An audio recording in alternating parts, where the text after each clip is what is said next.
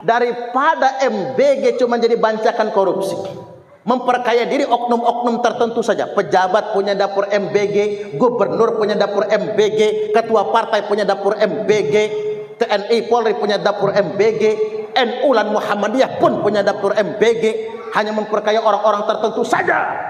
Ganti saja MBG dengan sekolah bebas biaya dari SD sampai sarjana. Cocok?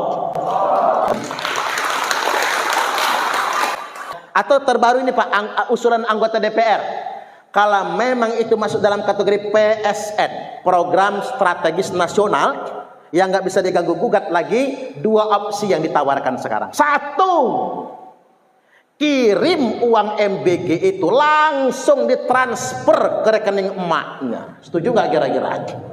Wah, ini cakep banget nih. 15.000 Bu, anggap aja 20 hari, 300.000. Ibu-ibu yang punya anak 4 sekolah semua, 3 kali 4, 1.200.000 cair mama. Ini usulan anggota DPR nih Pak. Jangan ke rekening bapak-bapak, jadi udut dia nantinya. Atau opsi kedua, kirim langsung ke kantin sekolah agar tidak ada miss di situ. Jadi kantin sekolah atau kantin pesantren, kantin pesantren, kantin pesantren.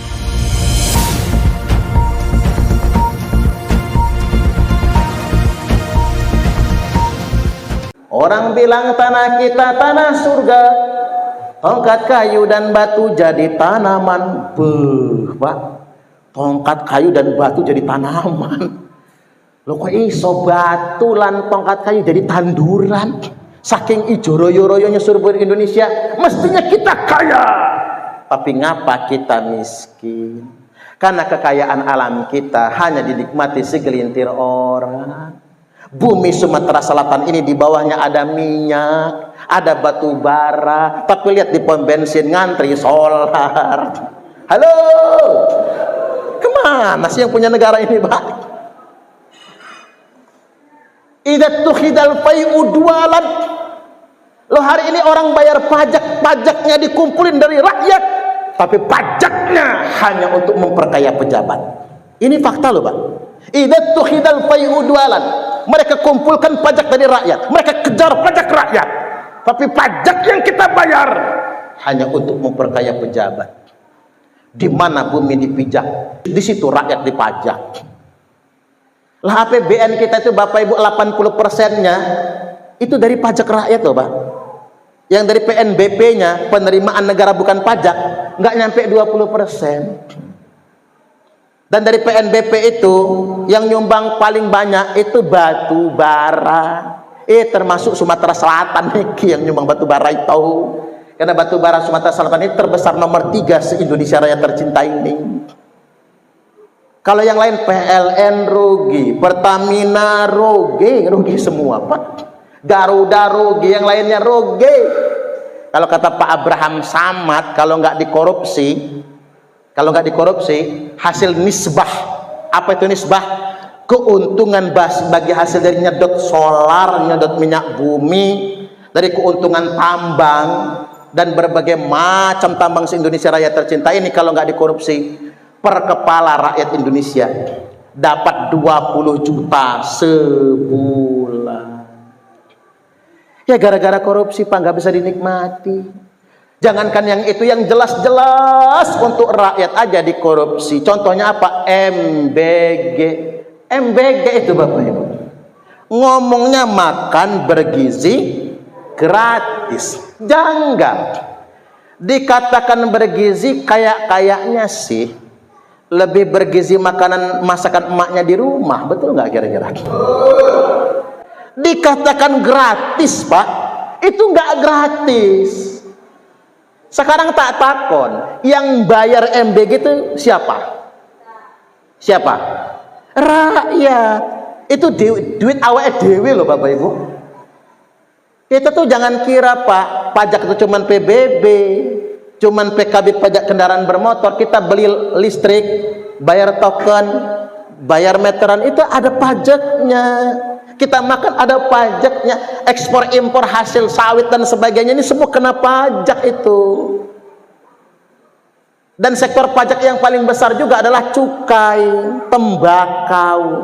Makanya perokok itu menyumbang paling banyak dalam membangun bangsa dan negara kita ini. Makanya para perokok adalah pahlawan pembangunan. Jong, ngudut mawon Pak. Monggo kersane, ngudut mawon. Pahlawan jenengan sing ngudut-ngudut niki, Pak. Walaupun di Google dikatakan satu batang rokok memendekkan umur 20 menit. Satu batang rokok itu memendekkan umur 20 menit. Jadi bapak-bapak yang ngudut 2 bungkus rokok per hari, katakanlah 24 batang, maka umurnya akan berkurang 400 sampai 500 menit per hari. Sepertiga umur berkurang. Jadi kalau menurut logika hitungan ini Pak, panjenengan yang bakal mati di umur 60, nanti matinya di usia 40. Kurang sepertiganya Pak. Cuman Bapak Ibu, saya kok heran.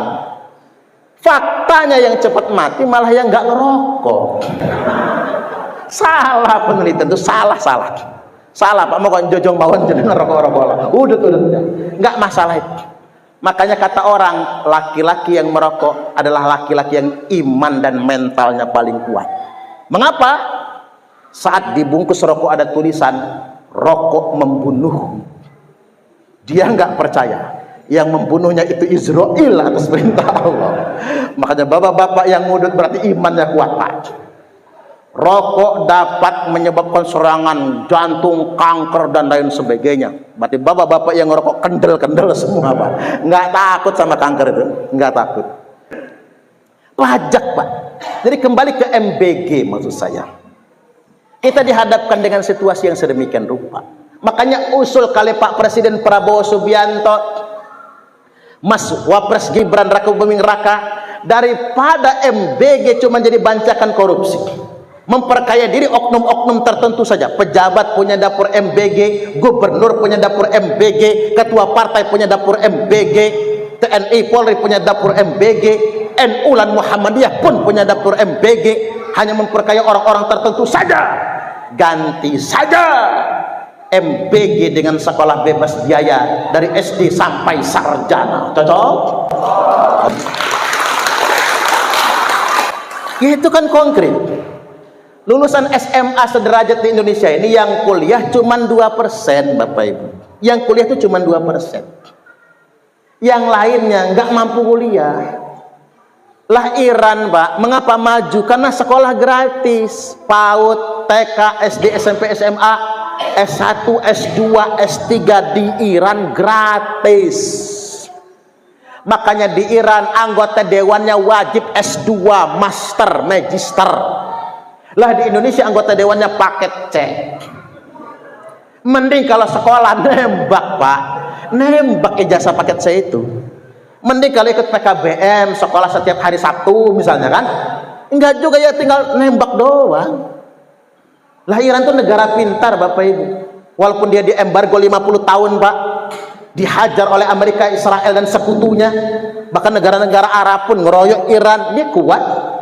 Dan negara paling pintar di dunia ini ranking 1 Korea Selatan, ranking 2 Cina, ranking 3 Jepang, ranking 4 Iran. Indonesia ranking ke 131. Waduh Pak, itu rapotnya itu merah semua tuh barangkali. Lah orang sekelas aja paling banyak 40 siswa, lah kita 131 loh Pak. Alangkah tangehnya. Amerika Serikat sudah bikin pesawat siluman F-35 HIP, pesawat tak terdeteksi radar, makanya bisa memborbardir Iran. Iran ngebalas pakai rudal hipersoniknya Pak, karena kecanggihan teknologinya, walaupun dia diembargo. Lah kita masih pakai ajian. Allahu Akbar. Orang sudah pakai rudal, kita masih pakai banaspati. Orang sudah pakai pesawat tempur Bapak Ibu, kita masih pakai banaspati. Kita masih berkutat santet, pelet, ngepet. Ngambil nyawa orang dari jauh namanya santet. Ngambil hati gadis dari jauh namanya pelet. Ngambil harta tetangga dari jauh namanya ngepet. Kita masih berkutat pada santet, pelet, ngepet. Sedangkan orang sudah maju dengan teknologinya. Yang namanya santet pelet ngepet itu nggak bisa untuk orang jauh, Pak. Bisanya untuk orang dekat. Kalau jenengan lihat Banaspati di atas, itu jaraknya cuma 200 meter ngendaliinnya itu, Pak. Berarti orang kampung kita dewek, teman kita sendiri. Makanya yang namanya nyantet melet nggak bisa pakai orang jauh, harus pakai barang pribadi. Seandainya nyantet itu bisa untuk orang jauh, Pak, yang duluan kita santet Donald Trump sama Benjamin Netanyahu. Masalahnya nggak bisa. Ayo kita bayar dukun santet paling sakti lah, dari Banten, dari Banyuwangi, dari Bali, dari mana aja. Yuk kita bayar mahal biar nyantet Donald Bebek Trump atau Benjamin Netanyahu itu. Nggak bisa. Bisanya buat orang dekat. Makanya yang diambil kuku, rambut. Yang bisa ngambil kuku sama rambut siapa?